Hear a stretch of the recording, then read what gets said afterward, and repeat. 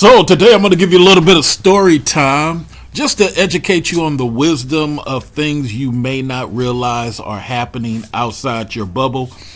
Remember, just because I may say some things you don't understand or you never experienced does not mean these things are not happening at 80% outside of your echo chamber. So let's dig into it today. So please remember, this story is not about me. This is things that I've seen happen over my 20-year career, and we got to talk about it because in order to fix it, we got to hold the men accountable who protect the people who make it the way it is. So the unfortunate thing is you got a lot of guys, and unfortunately is white guys. White guys have this thing, not all. They have this thing where they'll see something going on wrong. And you heard me talk about it in my Kimberly Clark conversation I talked about when we had a meeting about that. Where they'll see something being done wrong against men. And because they love the abuser so much, they'll keep letting it go until it blows up in his face, and then he'll pretend like he didn't know it was happening. And like in the Kimberly Clark situation, you know, in that boardroom meeting, I had to chew out the operating officer, the COO, because I'm like, dude, it's your fault. You created that environment.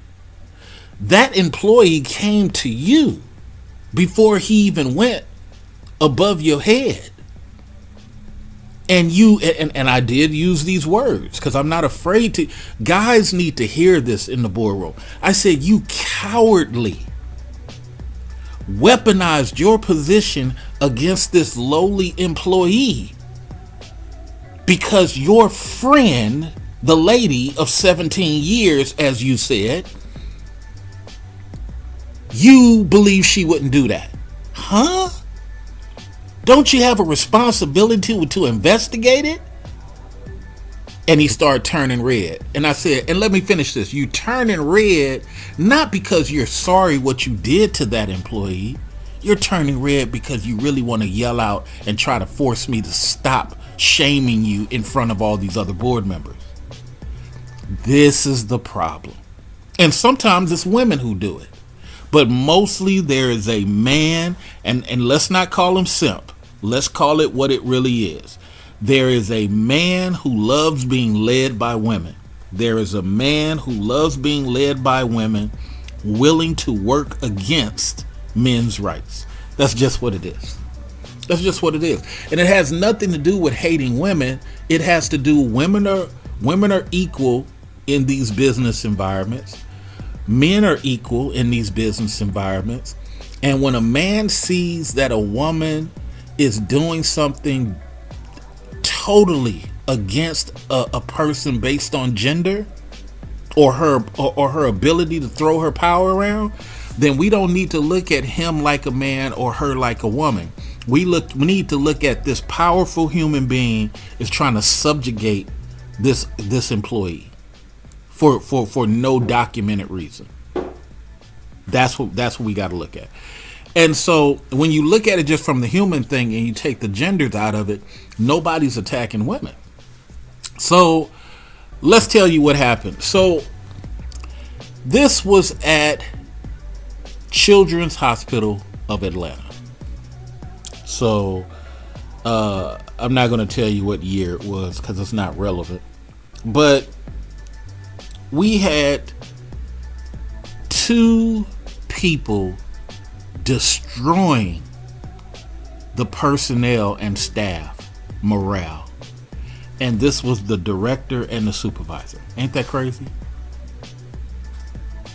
The director and the supervisor are destroying the morale with favoritism. Everybody's supposed to do their work, but they kept having meetings about trying to get this guy to do more work for some favorite lady who started after he started, meaning that she was employed 4 months after he had already started. But now his work is second in the department.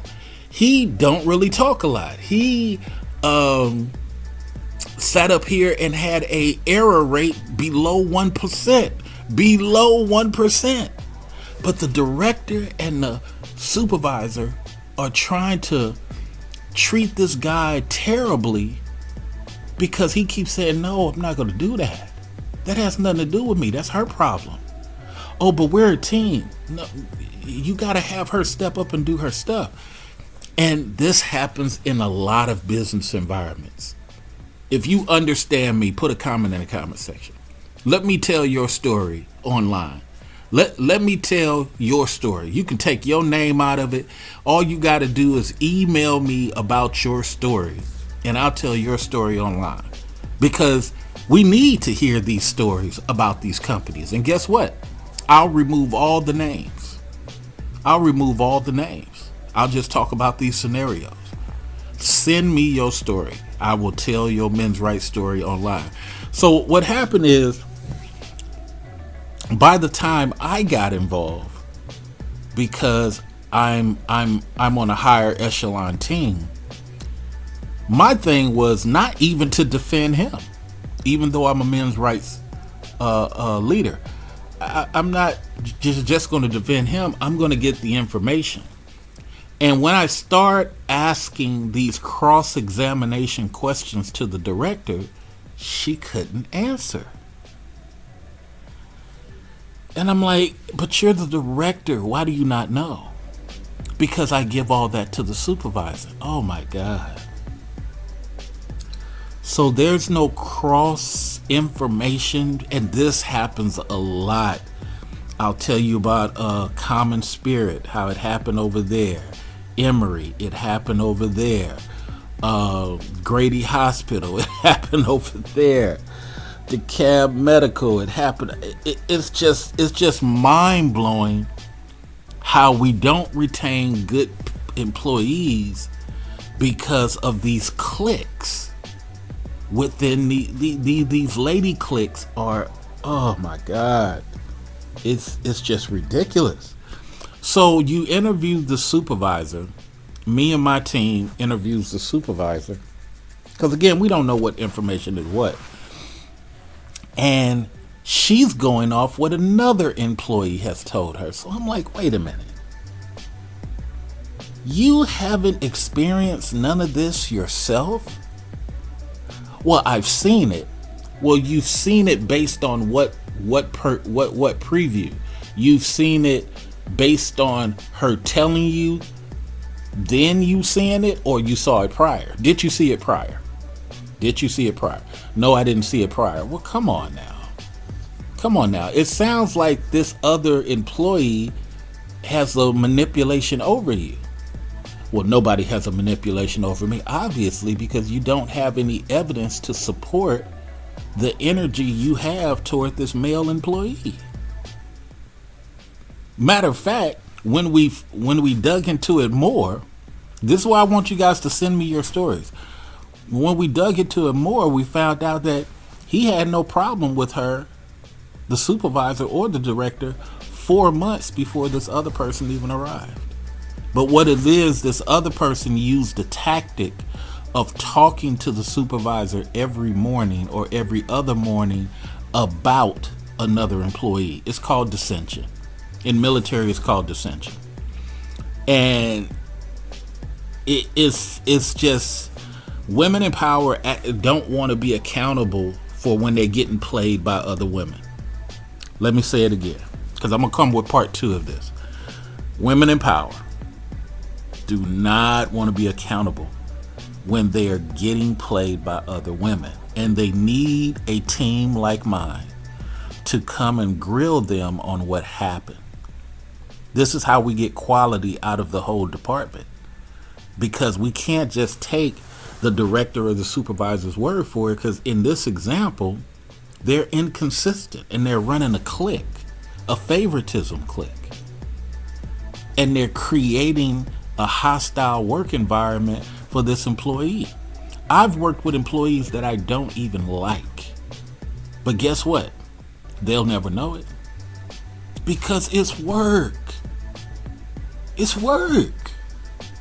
We're trying to get numbers and quality.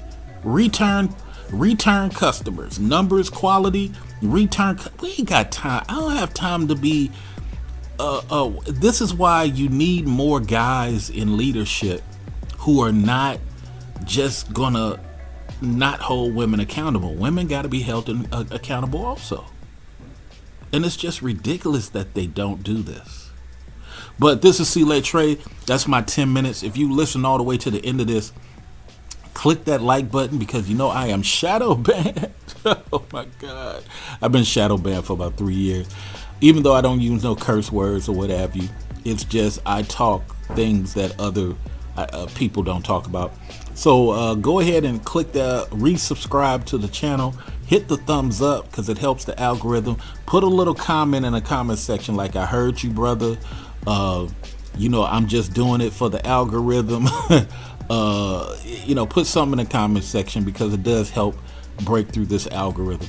Much love. We'll be talking to y'all soon, and stay tuned for part 2, and then I'll do another men's rights thing about other places that I've worked and seen. Send me your stories to researchyouropinions@gmail.com, and I will read them on the air because journalists and people be looking for new stories to write, and they pick up stuff from YouTube. Much love. We'll be talking to you soon. Peace.